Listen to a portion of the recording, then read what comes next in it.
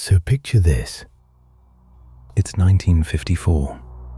A detective is sitting across from a woman in an interrogation room in Tulsa, Oklahoma. He's been doing this job for 20 years. He's sat across from killers before. He knows how this goes. And then Nannie Doss walks in. She's 50 years old. Round face, glasses, grey hair starting to come in. She looks like somebody's grandmother. She looks like the woman who brings potato salad to the church potluck and knows everyone's name and asks about your kids. The detective starts asking questions. He tells her they found arsenic in her husband's body, enough to kill 20 men. He tells her the evidence points to her. And Nannie Doss starts laughing. Not nervously, not because she's scared and trying to cover it. She genuinely laughs, like he just told her a funny story. She waves her hand like she's embarrassed about something small, and she laughs. And then she starts talking. She told investigators she had killed 4 of her 5 husbands. She described each one while reading a romance novel in between answers. She signed autographs for reporters who showed up outside. She flirted with the police officers.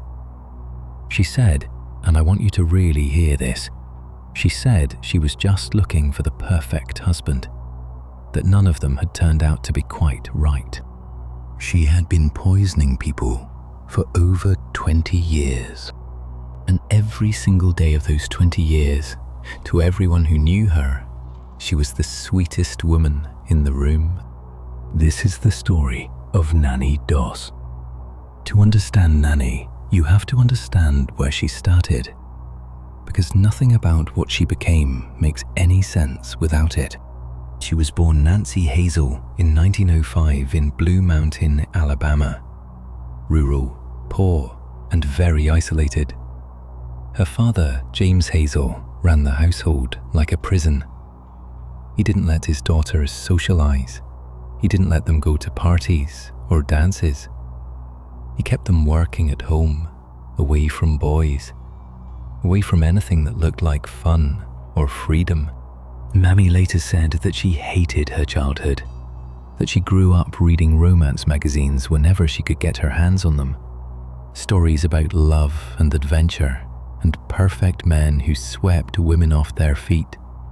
And she'd read them and look up at her life and feel like she was trapped behind glass, watching a world she wasn't allowed to be part of. When she was 7 years old, she was on a train with her family, and the train stopped suddenly. She was thrown forward and hit her head hard on a metal bar in front of her. She said after that day, she got headaches that never really went away. Mood swings, moments where she couldn't quite control how she felt. Whether that injury actually changed something in her brain, or whether she just grew up to be who she was going to be anyway, nobody can say for certain.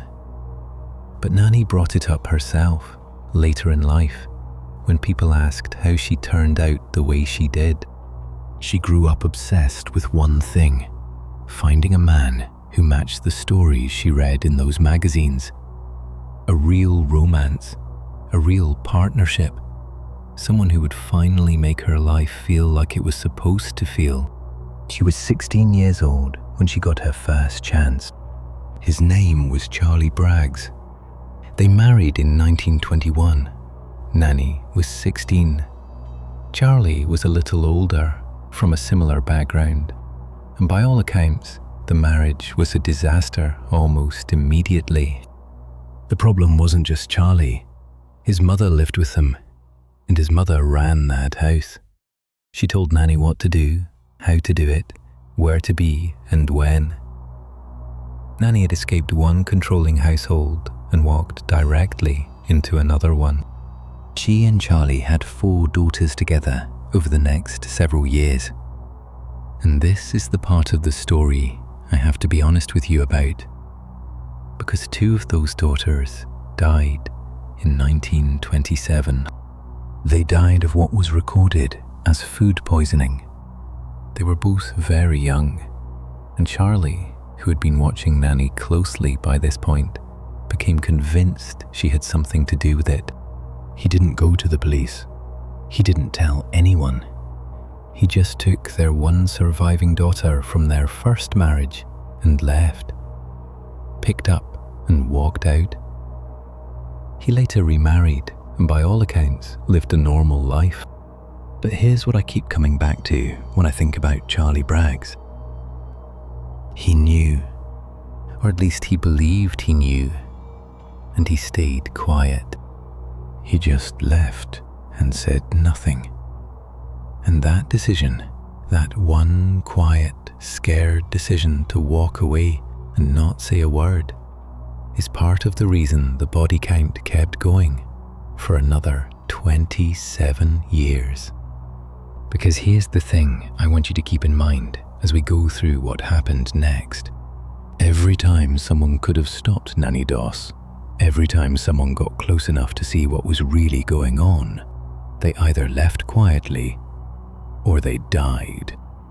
And Nannie just kept going, kept reading her romance magazines, kept answering ads in the Lonely Hearts columns in the back of the newspaper, kept believing that the next one might be the right one.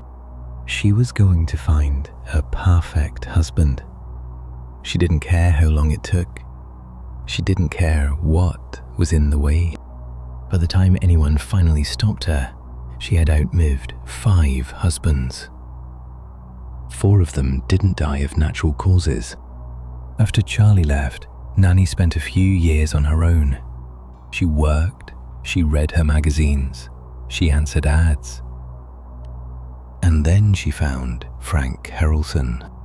Frank was everything the romance magazines had warned her against, and she married him anyway. He was a drinker, a mean drinker. Not the kind who gets quiet and passes out, but the kind who gets loud and nasty. He had a criminal record. He had a temper. They married in 1929, and for 16 years, Nannie stayed. People who knew her during those years described a woman who seemed resigned. She kept the house. She kept smiling. She kept being the friendly, cheerful neighbor that everyone liked. And privately, she was miserable. In 1945, Frank came home drunk, which was not unusual. And that night, he drank some whiskey that Nannie had prepared for him. He was dead by morning. The cause of death was listed as a digestive issue. Nobody looked too closely. Frank Harrelson was a known alcoholic with known health problems, and in a small town in 1945, he didn't always dig into things you thought you already understood. He was buried. Nannie collected a small life insurance payment, and she started reading the Lonely Hearts columns again. I want to take a second here and explain how Nannie Doss operated, because it's important.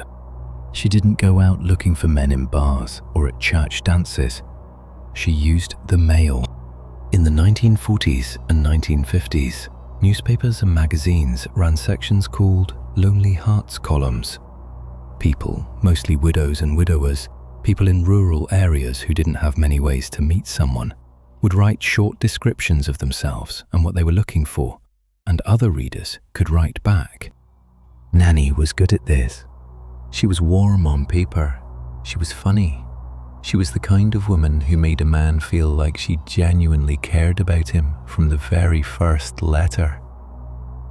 Because she did, in her own way. She was charming, and she knew it. She'd write back and forth with men for weeks or months before meeting them. She'd build up a whole picture of who they were, what they were like, whether they had money, whether they had family nearby who would ask questions. And she kept reading her romance magazines the whole time, measuring each new candidate against the men in the stories. None of them ever measured up for long. After Frank died, Nannie found Ali Lanning through one of these columns. They married in 1947. Ali was softer than Frank, less volatile.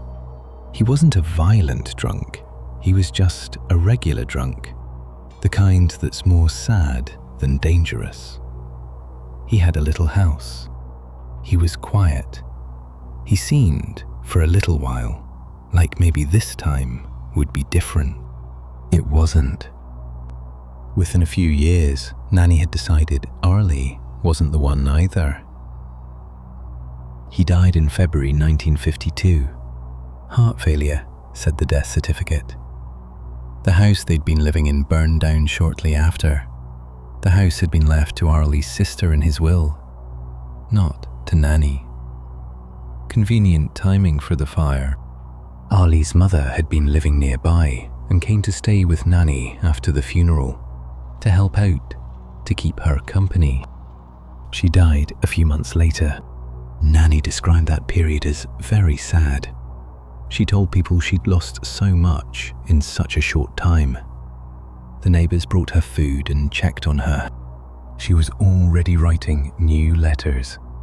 This is the part of the story that most people don't know about, and it's the part that's hardest to sit with. Nannie had a daughter, Melvina, from her first marriage. Melvina had 2 children of her own, a daughter and a baby boy named Robert. In 1952, while Nannie was in the middle of this string of dead husbands, baby Robert died. He was less than a year old. His death was recorded as natural causes. Melvina later told investigators that during the birth of her next child, while she was still coming in and out of consciousness, she had seen her mother stick a pin into the baby's head. When she brought it up later, Nannie denied it. The investigators believed Melvina, Nannie Doss, had killed her own grandchild. Nobody knows for certain why. Maybe the baby was an inconvenience. Maybe he was just there. Maybe something darker was happening that we'll never fully understand. But Robert was buried and nobody looked into it, and Nannie moved on. By this point, Nannie had buried 2 husbands, 2 of her own daughters, her son-in-law, her grandson, and a mother-in-law. And she was still out there, still reading her columns, still looking. Richard Morton was next. She found him the same way she found the others. Letters back and forth, a picture, a meeting, a courtship that moved faster than it probably should have. They married in 1952. Richard had a little money. He also had a habit of spending it on women who weren't Nannie, which was not exactly what she'd had in mind. He died in July 1953. About a year into the marriage, Nannie was already writing to someone new before Richard was in the ground. Samuel Doss was husband number 5. On paper, Samuel was probably the closest Nannie ever got to what she actually wanted. He was steady. He had a real job. He didn't drink. He went to church. He was responsible with money. Some would say too responsible, because Samuel did not like Nannie spending money on her romance novels. And he made that very clear. That, more than anything else, seems to be what sealed his fate.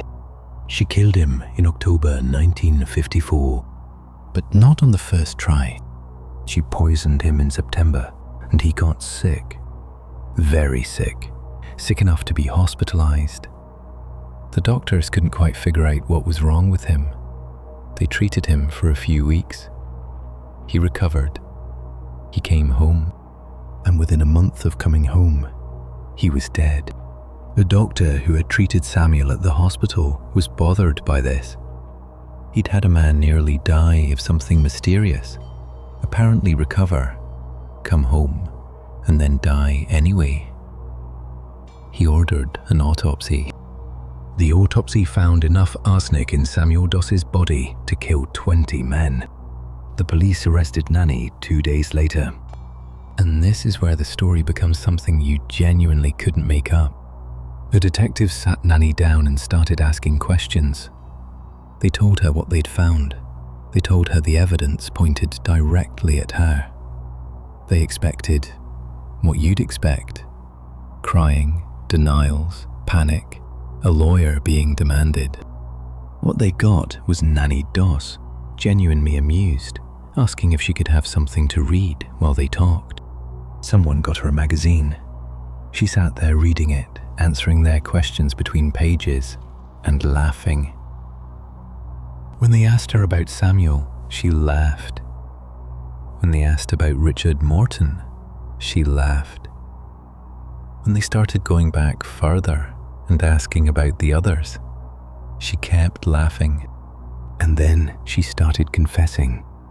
She told them she had killed Samuel with arsenic in his prunes.